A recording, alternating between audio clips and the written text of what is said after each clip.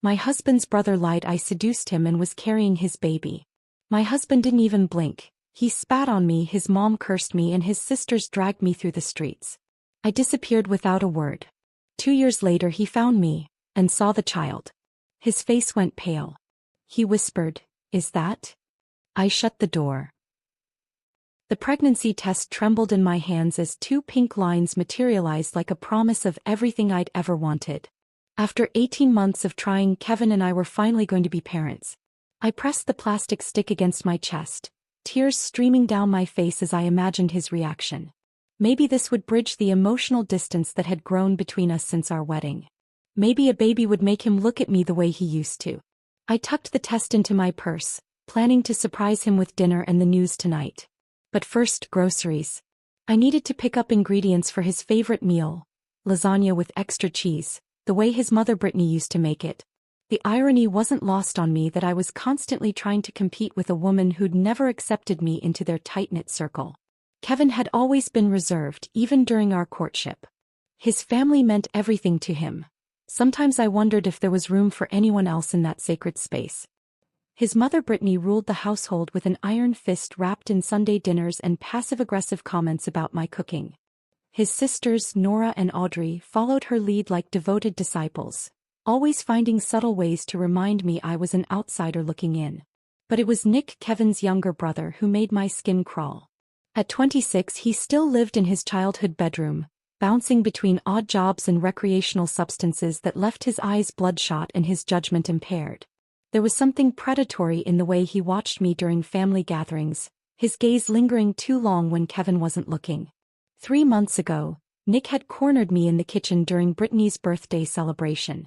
The smell of alcohol clung to him as he leaned against the counter, blocking my escape route. "Your sister's pretty," he'd said, his words slightly slurred.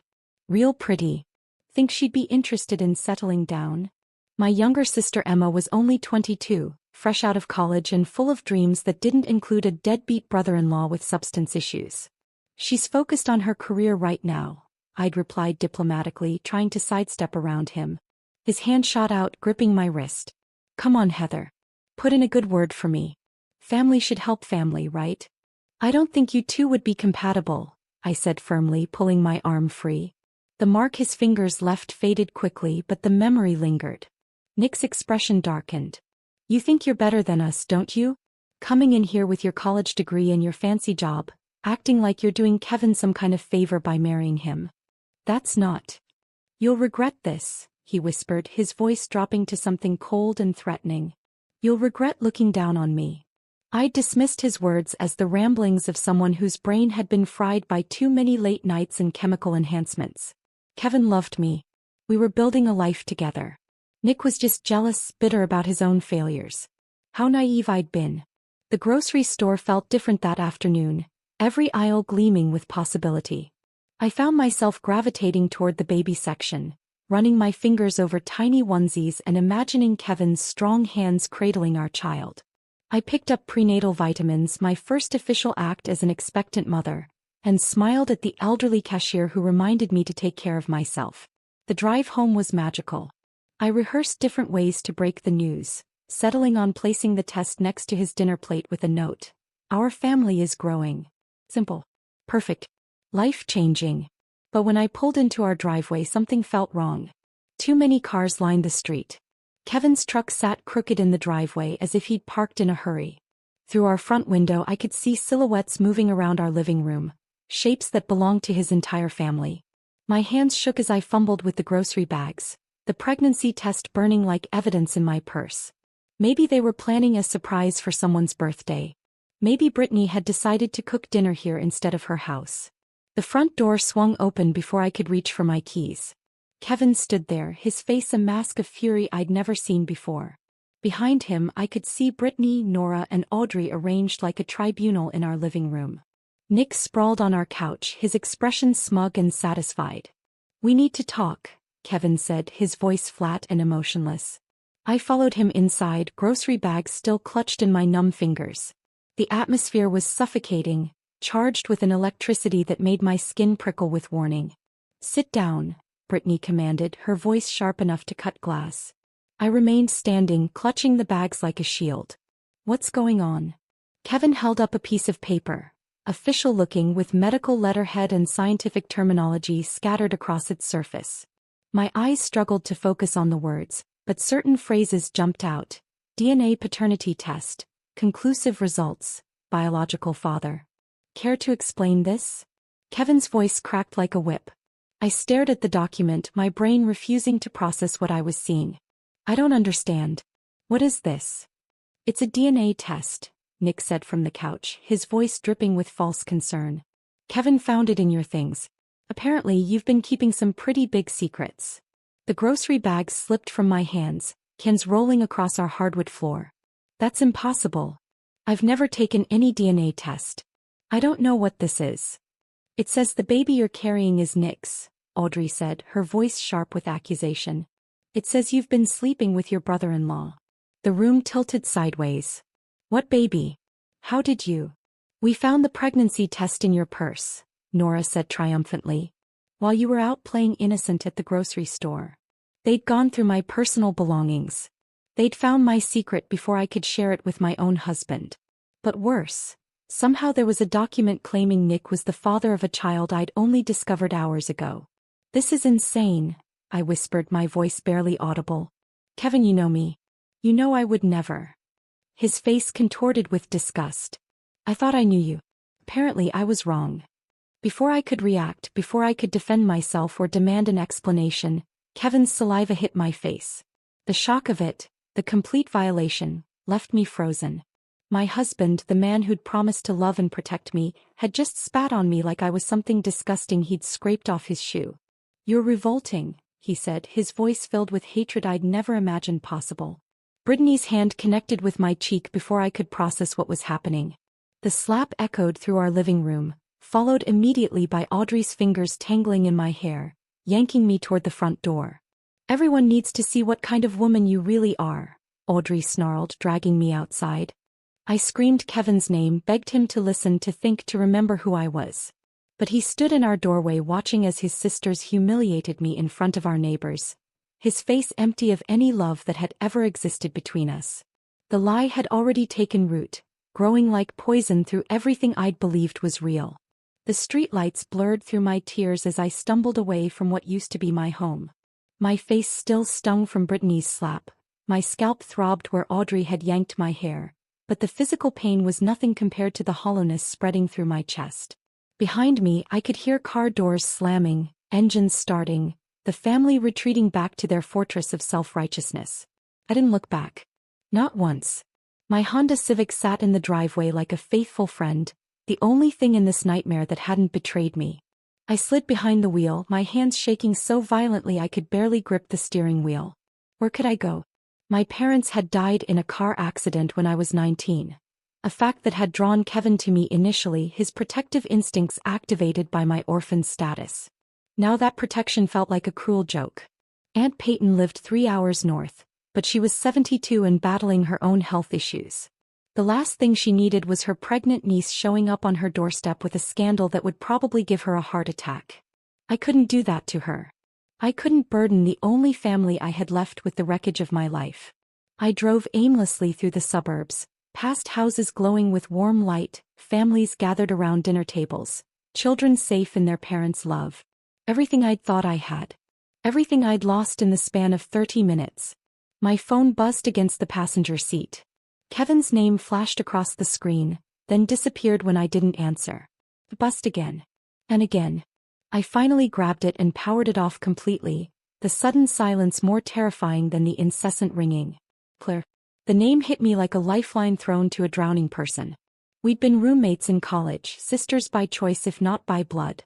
She'd moved to Portland 2 years ago for work, but we'd stayed close. If anyone would understand, if anyone would help without judgment, it would be Claire. I pulled into a gas station parking lot and used the payphone. An ancient relic that suddenly felt like salvation. My fingers trembled as I dialed her number from memory. Hello. Her voice sounded sleepy, confused. Claire, it's me. Heather. I'm sorry to call so late, but my voice cracked, the words catching in my throat like broken glass. Heather. What's wrong? You sound terrible. The concern in her voice, The immediate shift from confusion to protective mode broke something loose inside me. I sobbed into the grimy payphone receiver, gasping out fragments of the story between tears. The fake DNA test. Kevin's spit. The humiliation. The pregnancy that should have been a blessing but had become my destruction. "Get in your car right now," Claire said, her voice steel-wrapped in velvet. "Drive to Portland. Don't stop, don't think, just drive. I'll have coffee ready and a bed made up. We'll figure this out together." The 6-hour drive passed in a blur of highway lights and rest stops. I survived on gas station coffee and determination, my belly cramping occasionally, reminders of the tiny life growing inside me, innocent of the chaos surrounding its conception. Every mile that stretched between me and Kevin felt like another stitch in the wound, painful but necessary for healing. Claire met me at her apartment door wearing pajamas and a fierce expression that dared the world to hurt me further. She took one look at my face and pulled me into a hug that felt like coming home. "We don't have to talk about it tonight," she whispered into my hair. "But tomorrow we're going to destroy whoever did this to you." Her guest room became my sanctuary. Claire worked as a graphic designer, mostly freelance, which meant flexible hours and the ability to check on me throughout the day. She bought prenatal vitamins without being asked, stocked the refrigerator with foods that wouldn't trigger my morning sickness, and never once questioned my version of events. "You could fight this," she said one evening as we sat on her couch, sharing a pint of mint chocolate chip ice cream. "Expose the fake DNA test. Make them pay for what they did." I pressed my hand against my growing belly, feeling the first flutter of movement that would later become kicks and hiccups and tiny feet pressing against my ribs. What if I can't prove it was fake? What if they've already convinced everyone? What if fighting just makes it worse? Claire studied my face in the lamplight. "What do you want to do?" "Disappear," I said without hesitation. "Completely. Let them live with their lie while I build something real." She nodded slowly. "Then that's what we'll do." The transformation began the next week. I applied for remote work positions, leveraging my marketing background to secure a position with a company that didn't care where I lived as long as I delivered results. Claire helped me set up a home office in her spare room, creating a workspace that felt professional and permanent. Months passed in a cocoon of quiet productivity. My belly grew round and firm, my body changing in ways that amazed and terrified me. I attended doctor's appointments alone, declined to learn the baby's gender, and carefully avoided any mention of the father on medical forms. This child would be mine alone. The November rain drummed against the hospital windows as labor pains gripped my body with increasing intensity. Claire held my hand through every contraction, coached me through every breath, and cried with me when Henry finally made his entrance into the world. He was perfect. 10 fingers, 10 toes, a shock of dark hair that reminded me painfully of Kevin. His eyes, when they finally opened, were the same deep brown as his father's. My heart clenched with recognition and loss. "He looks like you," Claire lied kindly, but we both knew the truth. Henry looked exactly like Kevin. Every feature, every expression, every tiny mannerism as he grew would be a reminder of the man who'd chosen his family's lies over his wife's truth. But he was also mine, completely, utterly, unconditionally mine. The nights were the hardest. When Henry cried and I walked the floors of Claire's apartment, I sometimes imagined calling Kevin. Imagined his voice soft with wonder as I described our son's first smile, his tiny fist wrapped around my finger, the way he calmed instantly when I sang lullabies. But then I'd remember. The spit. The hatred in his eyes. The sisters who dragged me through the streets like I was trash to be discarded. The family that had chosen Nick's convenient lie over 2 years of marriage and love. I changed my phone number and blocked every possible way they could contact me. Social media accounts disappeared. Old email addresses were abandoned. Heather Morrison, Kevin's wife, ceased to exist. In her place, I became Heather Collins, single mother, survivor, woman who'd learned that sometimes the greatest revenge is simply refusing to be destroyed. Henry and I built our quiet life in Portland, far from the poison of lies and false accusations. My absence became my statement. My silence became my strength. They'd wanted me gone. I gave them exactly what they wanted, and somehow that felt like winning. 2 years of peace shattered with a single phone call on a Tuesday morning. Henry was building towers with colorful blocks in our living room, his chubby fingers carefully stacking each piece while making soft vroom sounds. At 24 months he was becoming a little person with opinions and preferences, his father's stubborn streak already emerging when bedtime approached. Claire's voice carried an edge I hadn't heard since that first night I'd arrived on her doorstep. "Heather, we need to talk. Someone's been asking about you." My coffee cup froze halfway to my lips. In 2 years no one had come looking. I'd become a ghost, existing in the spaces between my old life and this new reality I'd carefully constructed. "Who?" The word came out sharper than intended. "Kevin. He contacted Sarah from our old college group. Asked if she'd heard from you, if she knew where you were. Sarah called me because she didn't know what to say." The living room seemed to tilt slightly. Henry looked up from his blocks, sensing the shift in energy with that uncanny ability children possess. His dark eyes, so much like his father's, studied my face with concern. "What did you tell Sarah?" "Nothing." "But Heather," he sounded desperate. "Sarah said he was crying on the phone." I set down my coffee with hands that had begun to shake. "I don't care if he was screaming. He made his choice 2 years ago." But Claire's silence stretched too long and I knew there was more. "What aren't you telling me?" "Sarah mentioned something else. Kevin's brother, Nick, he's been in the hospital. Something about pneumonia that turned serious. She heard it through the grapevine." The mention of Nick's name still made my stomach clench, but I felt no sympathy for his illness. Good. Maybe karma finally caught up with him. What I didn't know, what I couldn't have imagined, was that in a sterile hospital room 3 states away, Nick was drowning in more than just fluid in his lungs. The infection had triggered a high fever that broke down the walls he'd built around his conscience. And in his delirium, the truth began pouring out like poison from an infected wound. Kevin had been maintaining a vigil at Nick's bedside, their mother rotating shifts with their sisters. The family that had rallied so quickly to destroy me now gathered to save the one who'd orchestrated it all. But guilt, it turned out, was a more persistent infection than pneumonia. "I did it," Nick had whispered through the oxygen mask, his voice barely audible above the machines monitoring his failing body. "I made it all up." Kevin initially thought it was fever talk, meaningless rambling from a brain struggling with infection and medication. But Nick kept repeating it, becoming more agitated when no one seemed to understand. "The DNA test.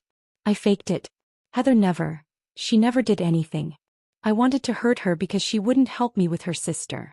I wanted to destroy her." The confession came in fragments over several delirious hours, each piece falling into place like a jigsaw puzzle revealing a picture too horrible to comprehend. Nick described how he'd found the pregnancy test in my purse when I'd left it unattended during a family dinner. How he'd researched online laboratories and created a convincing fake document using medical terminology and official-looking letterheads. How he'd planted it where Kevin would find it while I was out buying groceries for the surprise dinner that never happened. Kevin's world imploded in that hospital room. The brother he'd defended, the family member whose word he'd taken over his wife's, had systematically destroyed the only good thing in Kevin's life. And he'd helped. He'd been the weapon Nick used to tear apart my world. The attack happened right there in the ICU. Kevin's hands found Nick's throat before rational thought could intervene, alarms screaming as medical staff rushed to separate them. Security was called. Kevin was banned from the hospital for 24 hours while Nick's condition stabilized. But the damage to their family had just begun. Kevin stormed into his mother's house like a hurricane, demanding answers, screaming questions that had no good responses. Had they known? Had they suspected? How could they have been so quick to believe Nick's lies? Brittany's breakdown was spectacular and ugly.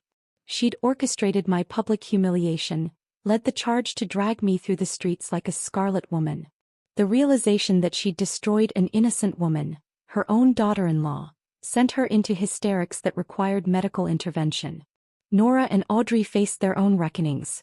The sisters who'd been so eager to play judge and jury found themselves confronting the reality that they'd participated in ruining the life of someone who'd done nothing wrong. The guilt consumed them in different ways. Nora developing panic attacks that left her unable to sleep, Audrey throwing herself into volunteer work at women's shelters as if she could somehow balance the scales of karma. Kevin's search for me began that same week. He started with the obvious places. Hospitals where I might have given birth, apartment complexes near where we'd lived, old coworkers who might have stayed in touch. He hired a private investigator who came up empty-handed. I'd vanished more completely than any of them had imagined possible.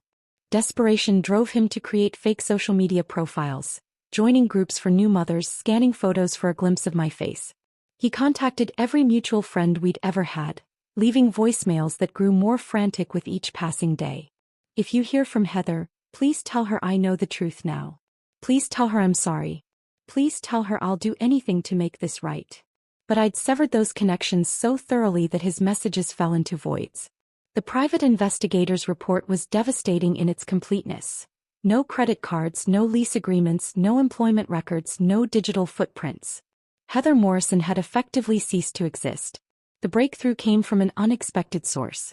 Claire had been watching my emotional deterioration as Kevin's search intensified. The stress was affecting my work, my sleep, my ability to be fully present for Henry. She made a decision that would change everything, motivated by love and concern for my well-being. When Kevin's investigator contacted her directly, she broke. Not completely, she didn't reveal my location or current identity. But she confirmed that I was alive, that I was safe, and that I had indeed been pregnant when I disappeared. "She had the baby," Claire told the investigator, her voice heavy with the weight of betrayal she was committing against my trust. "And you need to know, the child looks exactly like Kevin. Nothing like Nick. Nothing at all." That single thread was all Kevin needed. He followed it back to Claire, staking out her apartment building, tracking her movements, waiting for the moment when desperation would overcome my careful security measures. The hunt had begun and my 2 years of peace were about to end. The knock came at 6:47 p.m. on a Thursday evening, just as Henry and I were finishing our ritual of watering the small herb garden we'd planted together in Claire's backyard. The sound echoed through the apartment with a finality that made my blood freeze. Not the casual tap-tap of a neighbor or the rhythmic pattern of a delivery driver. This was deliberate, measured, weighted with intention. Henry looked up from the tiny watering can he'd been using to drench the basil plants, his little face bright with the simple joy of helping. "Door, Mama." I knew. Without looking through the peephole, without checking the security monitor Claire had installed after my arrival, I knew exactly who stood on the other side of that wooden barrier. My body recognized the sound the way trauma survivors recognize their triggers. Instantly, viscerally, completely. My hands shook as I approached the door, Henry trailing behind me with his watering can still clutched in his fists. Through the peephole, Kevin's face appeared distorted by the fisheye lens, but unmistakably him. He looked like he'd aged a decade in 2 years. His cheeks were hollow, his eyes sunken into dark circles that spoke of sleepless nights and endless guilt. The strong jawline I'd once loved to trace with my fingertips now looked sharp enough to cut glass. I opened the door just wide enough to see him clearly, keeping the chain lock engaged. The late afternoon sun cast long shadows across the hallway, but nothing could hide the devastation written across his features. "Heather." My name fell from his lips like a prayer, broken and desperate. Behind me, Henry had gone silent in that way children do when they sense adult tension. I could feel his presence at my hip, his small body warm against my leg as he peered around me with curious eyes. Kevin's gaze dropped to Henry and I watched his face transform. The recognition was immediate and devastating. Henry's dark hair caught the hallway light the same way Kevin's did. The shape of his nose, the set of his shoulders, even at 2 years old, it was like looking at Kevin as a toddler. "Is that?" Kevin's voice cracked, the question hanging in the air between us like smoke. I didn't answer. Instead, I stepped back and closed the door with a soft click that seemed to echo through the entire building. But Kevin didn't leave. I could see his shadow beneath the door, could hear him breathing on the other side of the wood.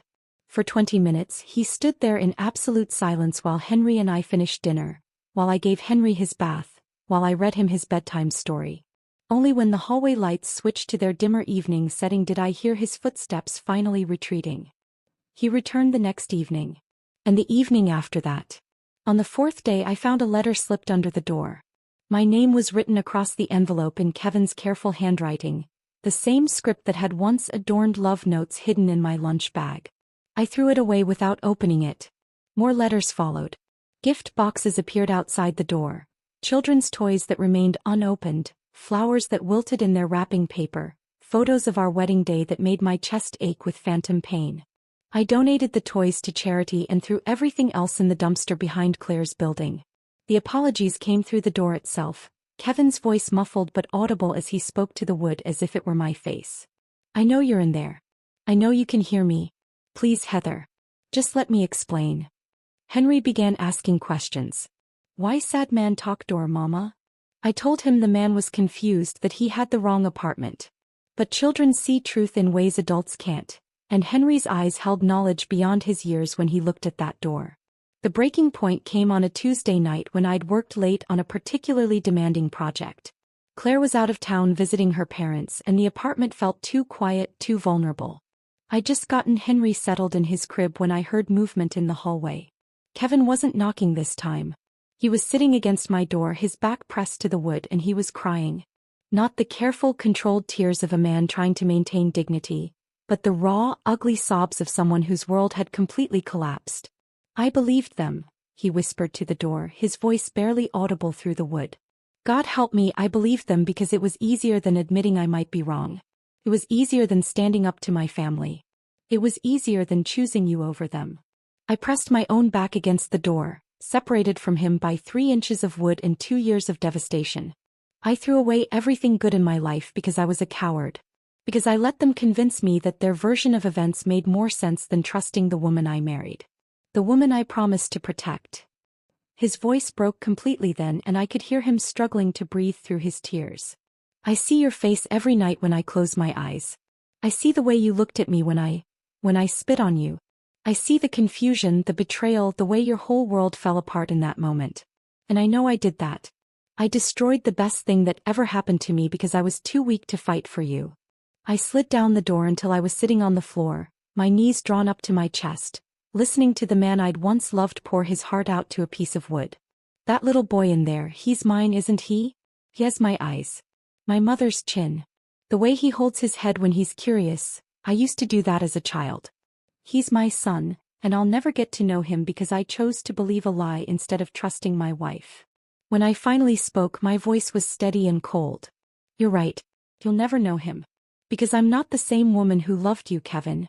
That woman died the night you chose your family's lies over 2 years of marriage. And Henry isn't your son to claim just because you feel guilty now. The silence that followed stretched between us like a chasm. Finally, I heard him stand, heard his hand touch the door one last time. I know, he whispered. I know I don't deserve forgiveness. But I need you to know, I never stopped loving you. Even when I thought you'd betrayed me, part of me knew it didn't make sense. And I'll spend the rest of my life regretting that I didn't listen to that part.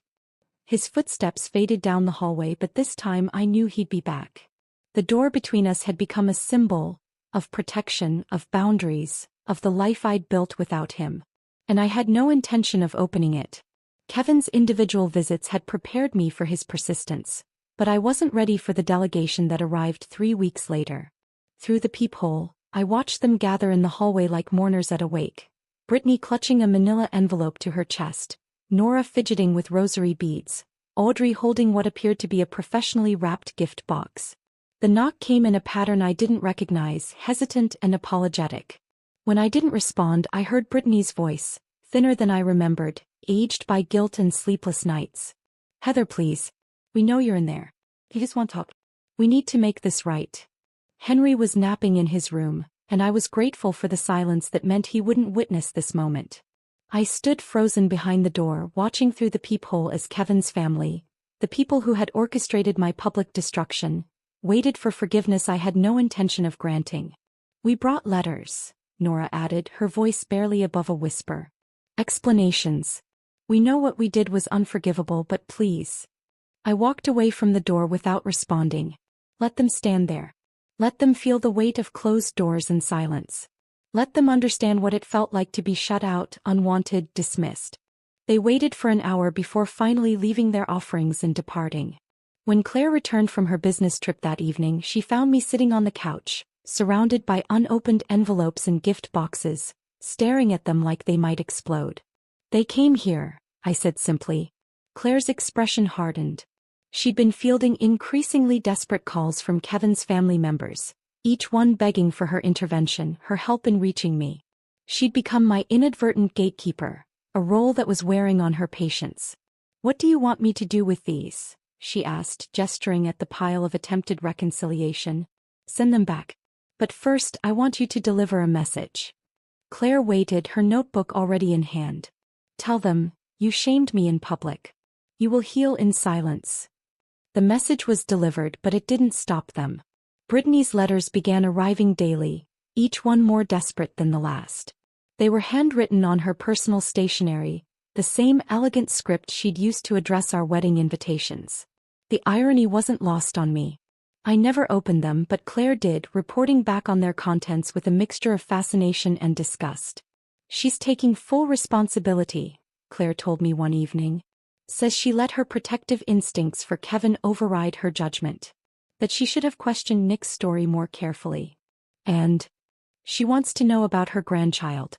Asks if Henry has any medical issues she should know about, if he needs anything, if you're financially stable.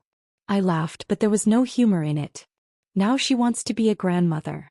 After calling me a whore in front of the entire neighborhood. Nora's approach was different. She'd apparently entered therapy specifically to address her role in my public humiliation, and her therapist had suggested she attempt to make amends as part of her healing process. She began showing up at places I frequented: the grocery store, the pediatrician's office, the park where Henry played. She never approached directly, but she was always there, hovering at the edges of my life like a guilty ghost. Claire finally confronted her in the cereal aisle of our local supermarket. "Stop stalking my friend," Claire had said, loud enough for other shoppers to hear. "Your guilt is not her responsibility to fix." Nora's face had crumpled, but she'd nodded and left the store immediately. Audrey chose the most public route for her contrition. Her social media apology was shared thousands of times. A carefully crafted essay about the dangers of jumping to conclusions, the importance of supporting women in crisis, and the lasting damage caused by public shaming. She tagged domestic violence organizations and women's shelters, turning her guilt into activism. The post found its way to me through old college friends who forwarded it with messages of support and shock. Reading Audrey's words, her admission that she'd participated in destroying an innocent woman's life, felt surreal. She was performing her guilt for an audience, making her redemption as public as my humiliation had been. During this circus of atonement, I made a decision that would protect Henry and me permanently. Aunt Peyton, despite her age and health issues, proved to be a fierce advocate when I explained the situation. She connected me with a family lawyer who specialized in protecting women from abusive situations. "No father listed on the birth certificate means no legal rights," the lawyer explained during our consultation. "As far as the law is concerned, this child has one parent. You maintain that position from birth, which strengthens your case significantly." We created what the lawyer called a legal firewall, documentation that would prevent any future custody claims, visitation demands, or interference in Henry's life. The process was thorough and emotionally draining, requiring me to provide detailed accounts of the false accusations, the public humiliation, and the complete abandonment I'd experienced. But there was one person who hadn't yet received my direct attention. Nick, the architect of this destruction, was still recovering from his illness, still hiding behind his family's attempts at reconciliation. I wrote him exactly one letter. One sentence on plain white paper. "You destroyed a woman and created a mother. That child will never know your name." I never heard back. The pressure from Kevin's family eventually wore him down to the point of desperation. He began leaving increasingly frantic voicemails for Claire, begging for just one conversation, one chance to see his son, one opportunity to prove he'd changed. Against my better judgment and influenced by Claire's growing exhaustion with the situation, I finally agreed to meet him. Not at my apartment, not on my territory, but at a neutral location. A family restaurant with bright lights and plenty of witnesses. I brought Henry, curious to see Kevin's reaction to the child he'd rejected, the son he'd never held. Kevin arrived early and was already seated when Henry and I walked in. I watched his face as we approached the table, saw the exact moment recognition hit him like a physical blow. Henry, now walking confidently and chattering constantly, was an unmistakable miniature version of his father. "Hi," Henry said to Kevin with the fearless friendliness of a toddler, climbing into the booster seat across from this stranger who shared his eyes. Kevin stared at his son, our son, with an expression of wonder and devastation that was painful to witness. Henry smiled back, completely unaware of the seismic emotional shifts happening around him. I don't deserve him, do I? Kevin whispered, his voice barely audible above the restaurant's ambient noise. I said nothing. Because he was right. And some truths don't require acknowledgement to remain absolute. That single meeting at the restaurant changed everything and nothing all at once. Kevin's whispered acknowledgement, I don't deserve him, do I? Hung in the air between us like smoke from a dying fire. Henry, oblivious to the weight of the moment, had colored on his kids' menu and asked Kevin if he liked dinosaurs. The normalcy of childhood innocence against the backdrop of adult devastation created a surreal tableau that would replay in my mind for months. I established rules after that meeting. Rigid, non-negotiable boundaries that would govern any future contact. Kevin could see Henry once annually on Henry's birthday for exactly 2 hours, with Claire present as a neutral supervisor. No overnight visits. No family gatherings. No integration into the Morrison family dynamic that had destroyed us both. The first supervised visit happened when Henry turned 3. Kevin arrived with a carefully wrapped gift, a wooden train set that must have cost him a week's salary. He sat on Claire's living room floor, showing Henry how to connect the tracks while I watched from the kitchen doorway, my arms crossed like armor across my chest. What's your name? Henry had asked with typical toddler directness. I'm Kevin, he'd answered, his voice thick with emotion he was trying to contain. Mr. Kevin, Henry decided, as if testing how the name felt in his mouth. Do you have kids, Mr. Kevin? The question hit Kevin like a physical blow. I watched him struggle with the answer, his hands stilling on the wooden train cars. No, he finally said. No, I don't have kids. It was the truth in the most devastating way possible. Biologically, Henry was his son. Legally, emotionally, relationally, Henry belonged entirely to me. Kevin had forfeited any claim to fatherhood the night he chose his family's lies over his wife's truth. That pattern continued year after year. Kevin became Mr. Kevin, the nice man who brought expensive toys and looked sad when Henry hugged him goodbye. Henry never asked why Mr. Kevin came only once a year, never questioned why this man shared his eyes and smile. Children accept the reality they're given, and Henry's reality was me, Claire, and the life we'd built together. But Kevin's family underwent their own transformations, though I observed them from a distance like a scientist studying specimens under glass. Brittany's guilt had driven her to volunteer work at a women's shelter 2 hours away from her hometown, far enough that she wouldn't encounter anyone who knew our story. Claire heard through mutual connections that Brittany threw herself into the work with the desperation of someone seeking absolution through service.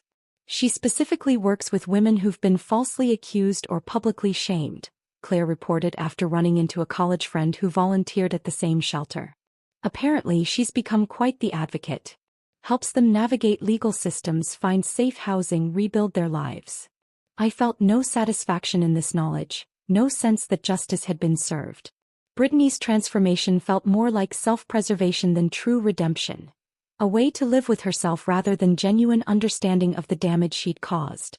Nora had channeled her guilt into journalism, writing articles for local magazines about domestic justice issues and the danger of rushing to judgment in family disputes.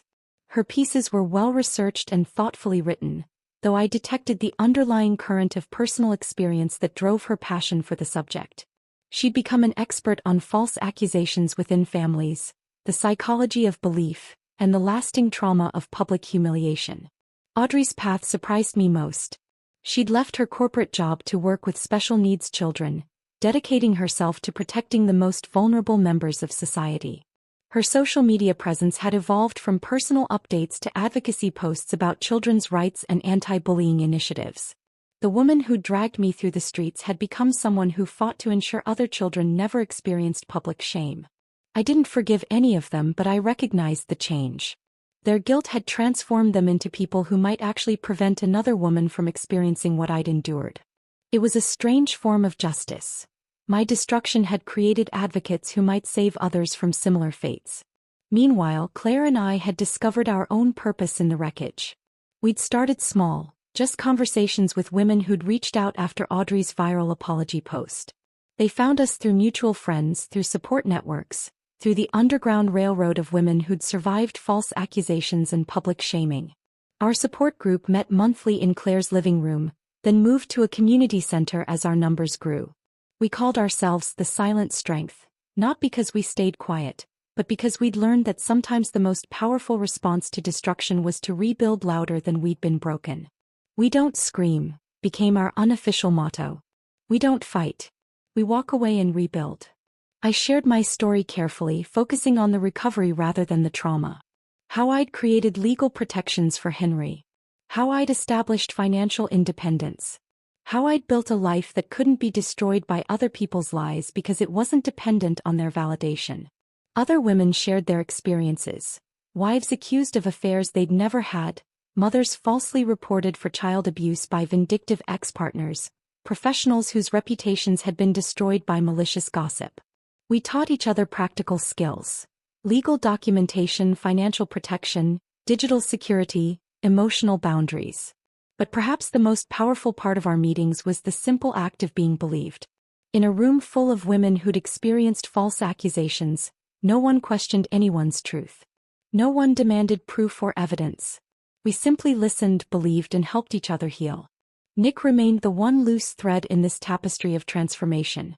His physical health had recovered, but his isolation was complete and self-imposed. He'd lost his job when his role in my destruction became public knowledge. Old friends avoided him. Even his family maintained distance, their love for him tainted by the understanding of what he'd cost them all.